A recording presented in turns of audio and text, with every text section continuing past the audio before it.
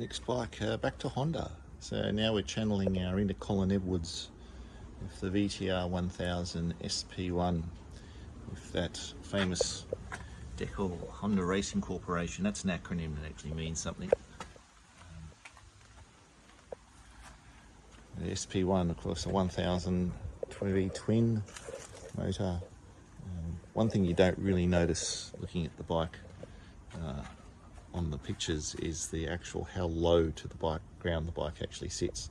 You start seeing how geometry started to play out, and what you see now with the shape shifting type bikes and MotoGP with dropping the rear suspension and that sort of stuff.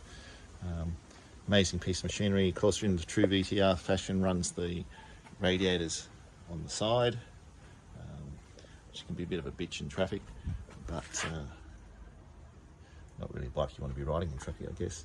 And you can see on the dash, full digital dash now,